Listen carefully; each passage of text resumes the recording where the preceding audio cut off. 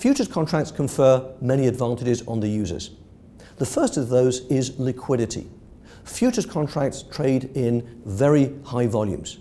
An example is the E-mini contract, which trades on the Chicago Mercantile Exchange. On an average day, 2 million contracts change hands. So it's easy to enter into a position or to exit a position because of that flow of transactions.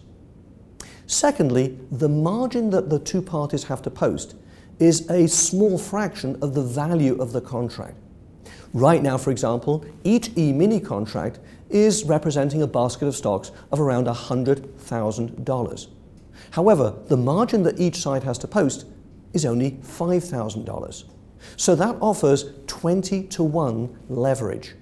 So with $5,000 of my own money, I can take a position in $100,000 of stocks.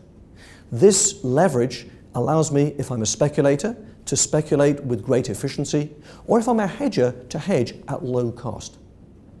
And talking of costs, the transactions costs associated with futures are also very low. It arises from the standardization. It's very much a factory kind of product, and so the transactions cost per contract are very low. And it's possible to combine different futures in order to create more sophisticated strategies, all on a liquid market. And the kind of applications for futures include hedging, where I have an original exposure and I use a futures contract to mitigate that risk. For example, I might be long shares, and I think the stock market might temporarily dip. Selling stock index futures is a very effective hedge. Alternatively, I can use these futures contracts to speculate.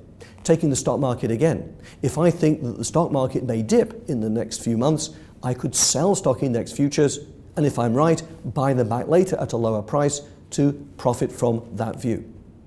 And occasionally futures are part of an arbitrage transaction. An arbitrage transaction is where the same commodity is quoted in two different markets at slightly different levels. Again, the stock index futures give us a very good example.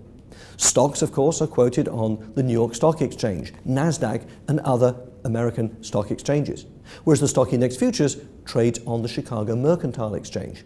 These are physically different exchanges in physically different places, and so on occasions the prices on one may slip slightly out of line with the prices on the other. When that happens, nimble traders, usually assisted by electronic means, can close the gap, buying in the cheap market, selling in the dear market, and making a small profit on those price discrepancies. But that actions brings the markets into line and therefore makes markets more efficient.